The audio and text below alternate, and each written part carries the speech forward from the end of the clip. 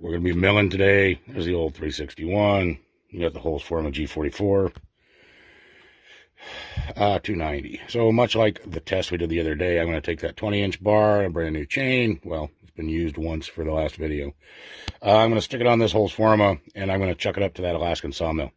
And I think if you guys watched the last video, this thing performed amazing. So I'm really curious. Let's chuck it up to a bar and a blade and get that Alaskan Sawmill on it. We're going to put it through some paces because, man, sawmilling is hard on these things. And we're going to see how it performs. If things start rattling apart, if everything works skookum, whatever the case may be, you'll watch it, you'll see it, I'll tell you. Let's get her done. Okay, guys, let's talk about Alaskan chainsaw mill setup. So now you've probably heard of guys putting ladders on, right? And that's what I use. Now you can buy specific, rails, store-bought that just fit on there.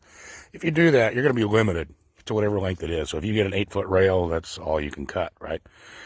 So with the ladder, here's why I do that. Notice space on the end, space on the end, and here's why. Basically, you just made it adjustable. Okay, so the longer your log is, extend it out, extend it the other way, whatever you got to do. The more you extend it out, you go out way far, more than probably 1.5 feet, 2 feet. I would stick some shims under that top rung, keep it from bowing. As you go down your log, you're going to shim it anyway, just from the natural taper of the log.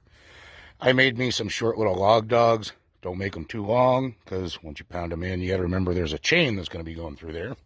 So do not make those very long. Now, your little ladder grabbers, keep these up. Do not put them down.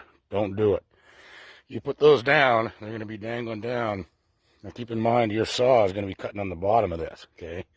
You have those things dangling down, and you're going to put your bar and chain right into them.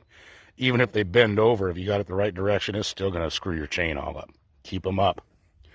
Now, isn't that in the way of your sawmill, you ask? No, it's not. I'll set it on here real quick just so you can get an idea. So now as you're going down and you're milling, right, as long as these are up, they fold right over. Pop back up, whatever, but you're down the line. Doesn't matter. Does not interfere with the milling whatsoever. If you're concerned about it, just take them off.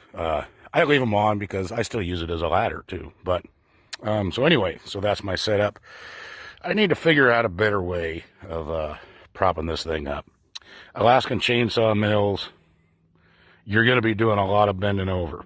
And I don't care how many people you watch on YouTube or on the Discovery Channel. They're doing a lot of editing and they're full of shit, man.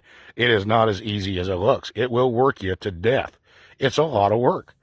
So while you're doing that much work, and I think a lot of it is because you're all humped over like a rat fucking a grapefruit, man. It's just uncomfortable as hell.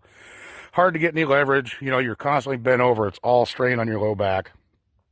So just keep that in mind. If you got a way to get these things up, then do that. You'll thank yourself. So anyway, that's my setup. That's why I do it that way. That's what I use. The log dogs that are in there, right, they just keep the ladder from rocking, rolling, swaying. That's all they do. I only put in 2. If I'm going to do a longer run, then maybe I'll put in a 3rd one. I made 4, so I always have plenty. When I made mine, another hint, I made different lengths because you have a thick butt end, it tapers down to your narrow end. Depending on the shims that you use, sometimes you do need some longer ones. So have several short ones and then have 1 or 2 long ones, for the end.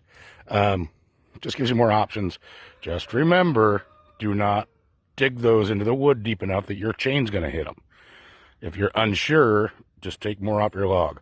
You're going to be surprised how much you're going to shave off this butt end anyway, because by the time it gets clear down there, I bet it's probably 4 inches different in diameter, well, in circumference anyway, you know what I mean. Probably 4 inches in the difference around. So sometimes you're going to have to make 2 cuts because you're going to eyeball this and you'll be like, well, if I start here, and go, by the time I get there, it should. Yeah, sometimes it don't. And you'll get to about here, you'll run out, and it's like, well, shit. So you go back, readjust your saw, notch her down a little bit, and make her run again. Takes practice. Sometimes you can eyeball it. Never hurts to measure it. But if you don't have time, you know, just remember it's always a little bit more than you think. All right, guys. Let's chuck that piece of Blue Thunder up in that little Alaskan Sawmill attachment and fire it up, get to milling, and you guys can watch the process. Okay, boys, you're ready to start milling, right? So let's go over some things here.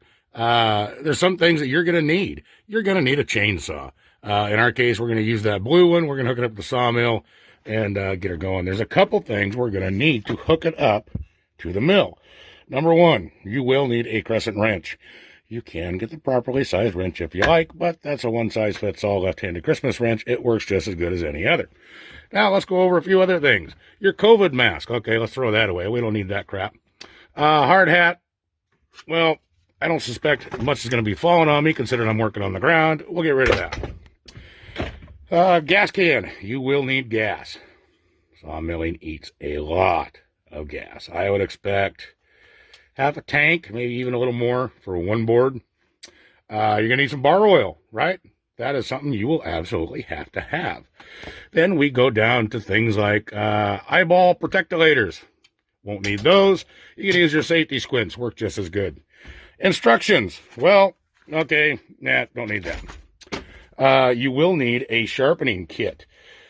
File, flat file. Now, if you guys want to use guides, that's up to you.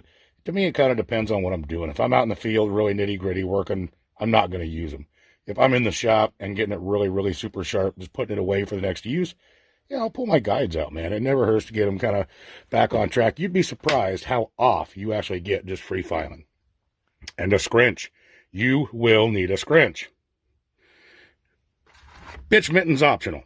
For me, no. So there you go. You got a saw, gas, bar oil, sharpening tools, crescent wrench. Don't forget your scrunch because your chain is going to get loose. It probably won't kick off, but it will get loose. And that is all you guys are going to need. Minus the mill itself and a rail system. And you're good to go. Cut some wood. So while we're showing all this, some people wonder, how does an Alaskan sawmill work? So you can see, here's your guide. It has a safety glass plate. You can still see your blade, but it keeps all the chips basically out of your face. It's going to connect to your saw, basically like this. There's a couple adjustments here. So the saw is on its side, right? I did this so that you can kind of easily see how this thing mounts. So your bar goes through this, okay? It goes through it, and you have two bolts on the bottom. Here and here. And that just clamps onto your bar. It will leave little divots. I don't know if you can see. There's two little dogs in there. They will leave little divots in your bar, so make sure you center it, okay? Get it totally centered in your bar. That way the divots don't interfere with the top chain guide or the bottom chain rail. As long as it's centered, it should be fine. And then you have this adjustment here. Now, it's graduated out. I don't know how well you guys can see that. But it is graduated out in measurement, at least on my Alaskan sawmill. I believe mine's at Grandberg, but I'm not 100% sure. I don't remember. But you're going to adjust your height. And then you tighten it up here and here with your trusty left-handed Christmas wrench. Get it all good and firm, and then you're ready to mill. Now, keep in mind, when you're setting all this up and you're trying to measure your thickness and all that, you want to count in the thickness of your rail, okay? And then you can measure where the bottom of the rail is. That's one measurement. Add in, don't forget, you have some log dogs in here. How long are those? How far and deep are those pounded in? Make sure you also have that measurement at least pretty close. Make sure you're below those, okay? And then, obviously, you're going to have to look at the log best you can, figure out what your taper is, and then add that measurement. So basically, your dogs and your rail is basically one measurement, right? I mean, they should be pretty close. And so take that as your baseline measurement and then add however far down you're going to have to start to be able to come out, you know, flat, kind of barely on the top, on the tapered end. And then hook your sawmill up and go. I'm going to set the camera up here. I'm going to set it up, get it fired up, and we'll start milling. You guys can see how it works. All right.